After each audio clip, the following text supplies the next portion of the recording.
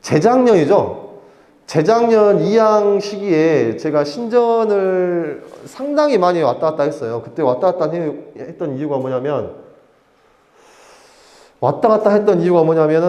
우렁이 때문에 제가 신전면 분들이 고생을 많이 좀 하고 계셔가지고 조금 뭐 고통을 함께하는 차원에서 많이 왔다 갔다 했었는데, 지금 보면은 우렁이 말고는 제초를 할 수 있는 친환경 방법이 없습니다, 솔직히. 여기 있는 우렁이 말고도 솔직히 있어요. 다 개발은 돼 있는데 이게 현실적으로 우렁이에 비해서 제초 효과가 떨어지고 방법이 어렵고 단가가 더 많이 들고 또 귀찮고 함에 따라 가지고 이거 말고는 솔직히 시도는 다 해본 겁니다. 시도는 다 해본 건데 실제로 제초는, 친환경 제초는 우렁이밖에 현재 안 되고 있는 상황입니다.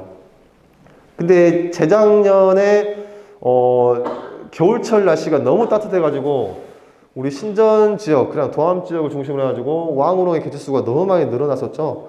그래서 고생을 많이 하시고 부분적으로 어떤 농가들은 2번, 어떤 농가들은 또 3번 손 보식을 하신 분들도 많이 계셨으리라고 생각을 합니다. 근데 현재까지 나와 있는 제초 방법은 화학적 제초제보다 훨씬 더 이게 우렁이가 제초 효과는 높습니다. 훨씬 더 높고 잡을 수 있는, 같은 시기에 잡을 수 있는 잡초의 초종 역시도 훨씬 더 우렁이가 더 많습니다. 근데 제가 교육을 다녀보면은 이제 화학 제초제를 맹신하시는 분들, 그 다음에 우렁이만을 고집하는 분들이 극명하게 나뉘어져 있어요. 근데 어떻게 보면은 왕우렁이를 이용하든 그 다음에 제초제를 이용을 해서 제초를 하든 어차피 원리는 똑같습니다. 제초제의 효과를 제대로 보기 위해서 아니면 왕우렁이 효과를 제대로 보기 위해서는 선결이 돼야 되는 조건이 다 정해졌어요. 물 관리를 제대로 해야 되기 때문에 썰해지를 일단 잘 해주셔야 되고, 썰해지를 잘 해놓으면 물 관리가 쉽겠죠. 물 관리해야 되고, 그 다음에 화학적 제초제든 우렁이든 넣는 시기, 방법, 그 다음에 화학적 제초제 같은 경우에는 농도, 우렁이는 개체수, 이런 것들을 다 종합적으로 감안해가지고 제때 적기에 투입을 해주셔야 제초제는 제초제, 우렁이는 우렁이 효과를 제대로 볼 수가 있는 겁니다.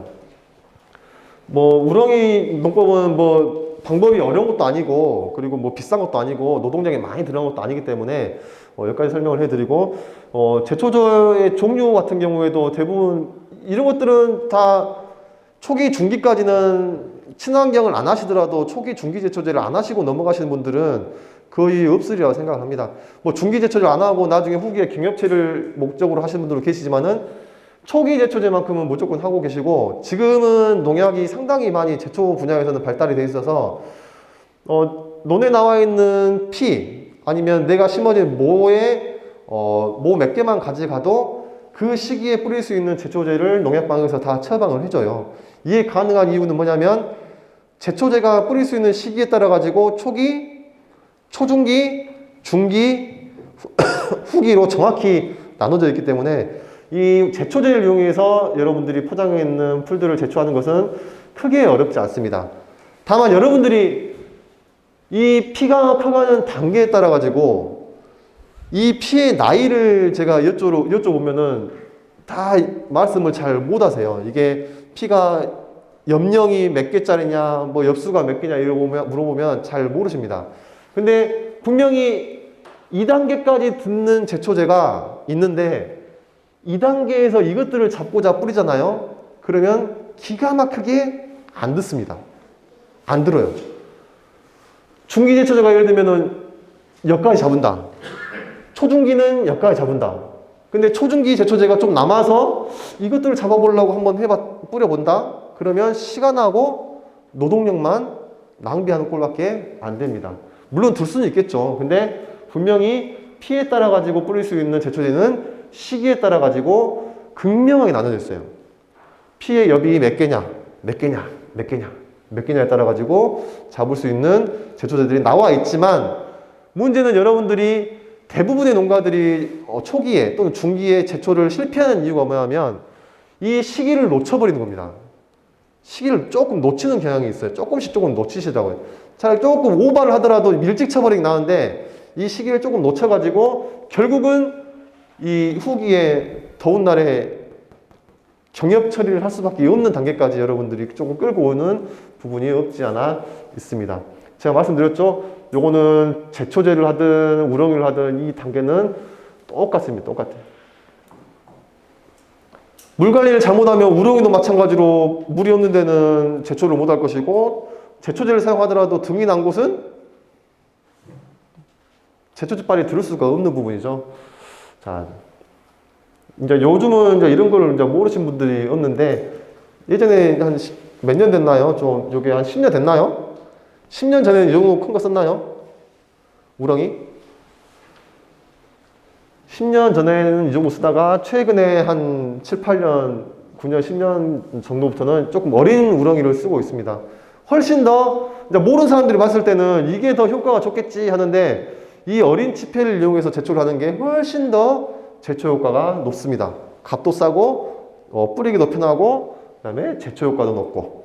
그래서 지금은 이제 뭐 이렇게 하고 있고, 뭐 우렁이에 관해서는 뭐 별 문제는 없는데, 다만 저는 이제 우려스러운 게, 특히 이제 오전에 도함에서도 교육을 했지만은, 신전 같은 경우에도 지금 겨울철 날씨를 곰곰이 생각을 해보시면,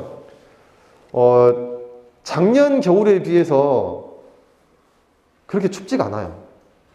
작년 겨울이 상당히 추웠잖아요. 근데 작년 겨울하고 지금 올해 겨울하고 일평균 기온이 몇 도 정도 차이 난 것 같습니까, 여러분? 2도밖에 차이 안 나. 2도하고 3도밖에 안 납니다. 즉, 2, 3도밖에 작년이 낮지 않았음에도 불구하고 그 온도 때문에 월동한 우렁이가 거의 없을 정도로 다 얼어 죽었어요. 근데 올해는 보니까 거꾸로 작년에 비해서 올해가 온도가 2, 3도가 높단 말이에요. 높아요. 그래서 그러면 높으면은 평년에 비해서 얼마만큼 높냐고 봤더니 작년 말고 재작년 겨울은 엄청 따뜻했습니다. 그건 겨울도 아니었어요. 보리가 생육이 정지되지 않고 계속 커버릴 정도로 춥지가 않았으니까. 근데 올해는 거의 평년 수준으로 조금 추운 날씨인데, 제가 생각을 했을 때는 이 월동한 우렁이들이 아마 올해 이양할 때쯤 되면은 좀 활기를 채워서 일부 필지에 좀 문제를 줄 수 있을 거라고 조금 확신을 합니다. 확신을 해요. 최근에는 이제 우렁이 우리 군에서 보조로 주는 사업도 있지만, 우렁이 보조 사업이 있다 하더라도 올해만큼은 매년 우렁이가 내가 우렁이 넣지도 않았는데 수로 따라서 아니면 땅 밑에서 아니면 개울가에서 올라온 우렁이들이 많은 필지에 논 같은 경우라면, 올해 같은 경우에는 솔직히 한 해 정도는 군에서 보조를 받아서 넣는 우렁이를 안 넣으셔도 되지 않는 해가 될 것 같다는 생각을 해봅니다. 무조건 넣지 말한 게 아니라 내 논을 잘 보세요. 내 논을 잘 보시고 올해 겨울철 온도를 생각을 해보시고 작년 겨울철 날씨를 생각을 해보시면, 작년에는 우렁이 다 죽을 정도로 추운 날씨였습니다. 근데 올해는 그렇게 춥지 않기 때문에 우렁이 넣을 때 조금은 개체수를 적게 하든지 아니면 아예 넣지를 말든지 조금 고민을 올해는 한번 해보셔야 돼요. 작년 같은 경우에는 너무 추워 불어가지고 무조건 우렁이 필요하신 분들은 넣는 게 맞았습니다. 올해는 그렇게 춥지가 않기 때문에 고민을 조금 해보셔야 된다.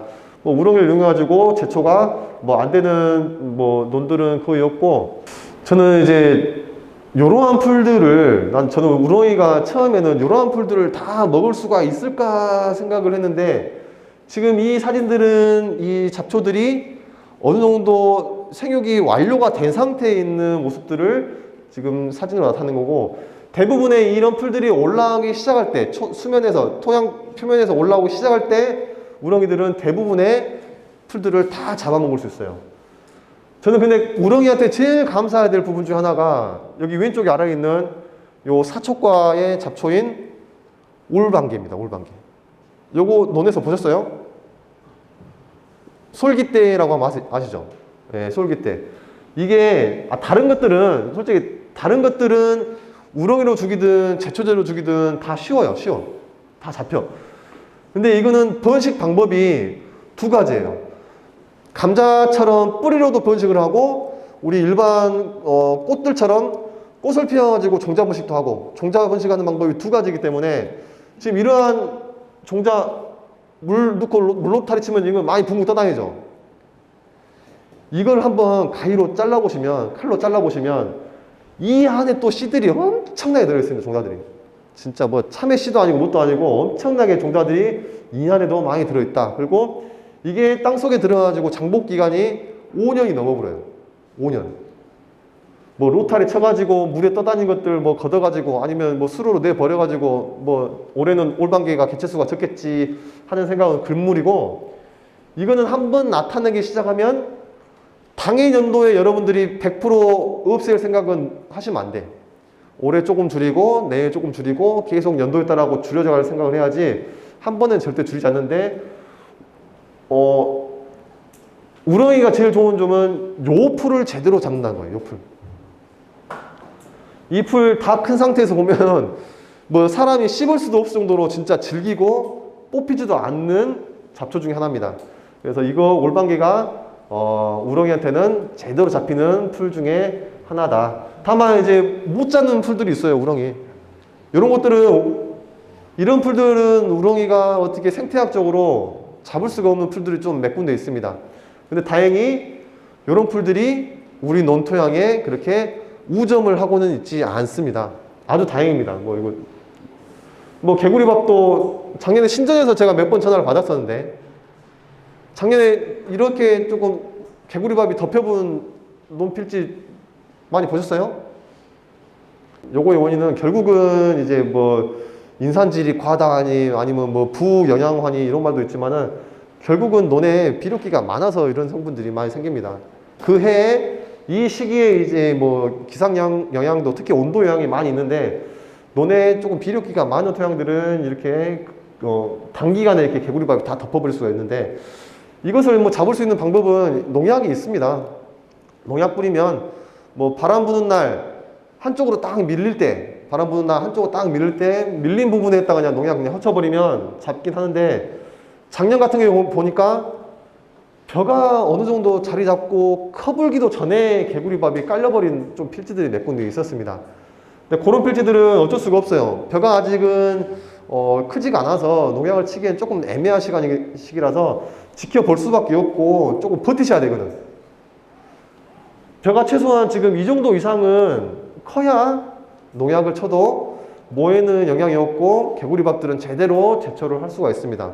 이보다 어릴 경우에는 어쩔 수 없이 버티실 수밖에 없습니다. 완전히 막 덮어버려가지고 더 심한 놈들은 이제 개구리밥으로 누워.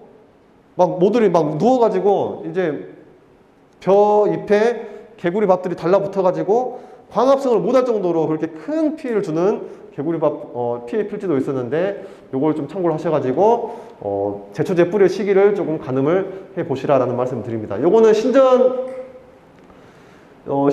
저기 어관 근처에서 찍었던 사진인데, 이제 요건 이제 재작년 이양할 때 사진이에요. 참 우렁이 피해가 어떻게 보면 진짜 참 무섭고 또 우리한테는 좀 유익한 해충이지만은 또 이럴 때 보면 진짜 마음이 아프고, 이게 개체수가 많다 보니까 진짜 사람이 넉넉고 보고만 있어야지 어떻게 할 수 있는 방법이 없더라고요.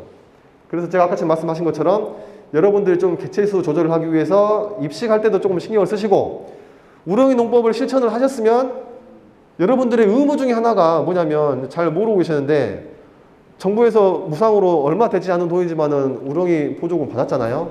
그 보조금의 이면에는 뭐가 있냐면, 여러분들이 제초용으로 쓴 우렁이를 일단 입식을 했을 때는 제초 효과가 끝나면 이 우렁이를 수거해야 되는 여러분들의 의무가 있는 겁니다. 수거를 하셔야 돼. 근데 수거하는 농가들 있어요, 없어요? 수거하는 농가들이 없고 매년 하시는 말씀은 똑같아.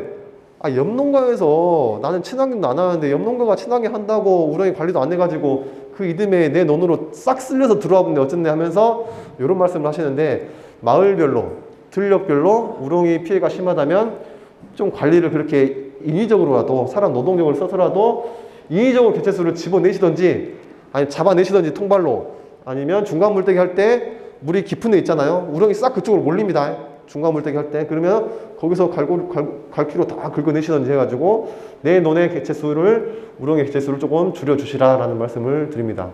솔직히 우렁이 피해가 있다고 해서 여러분들 농로에 다 이런 거 설치하시겠어요? 내 들어오는 물고에 양파망이나 아니면 그물망 쳐가지고 우렁이 못 들어오게 하시겠어?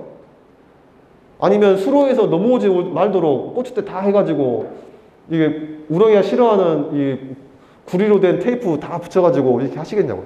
절대 못합니다. 사람이 인위적으로 개체수를 조절할 수밖에 없어요. 이미 발생이 돼버린 것들 넘어오는 것을 뭐 막을 수는 있겠으나 막기 위해서 이렇게 한다는 것은 솔직히 제가 봤을 때 너무 비효율적이에요. 정부에서는 이제 우렁이를 막기 위해서 뭐 약독을 개발을 하고 뭐 생석회도 뿌려보고 아니면 황산동이라는 이제 자재도 있고 이제 키타진 계열의 농약들도 있습니다. 근데 그런 거 치는 것보다 그거는 임시 방편일 뿐이고 이제 여러분들이 인력을 통해 가지고 지속적으로 개체수 조절을 해줘라. 와 진짜 이런 거 진짜 정말 그림은 좋아요. 그림은 진짜 어떻게 저렇게 할 수 있는지 조금 어려운 일이고 개체수 조절을 하시고 이제 사뭇 여러분들이 농사는 지어야겠는데 지금 눈앞에서 뭐가 뜯겨져 나가는 게 보기 마음이 아프시다 하면은 이런 친환경 자재나 아니면 농약도 있습니다. 그걸 쳐가지고 죽이실 수밖에 없어요. 그것도 임시 방편이고 원발의 오줌 누기고 지속적인 내 논 관리를 위해서는 우렁이 개체수 관리를 해 주실 수밖에 없다라는 말씀을 드리겠습니다.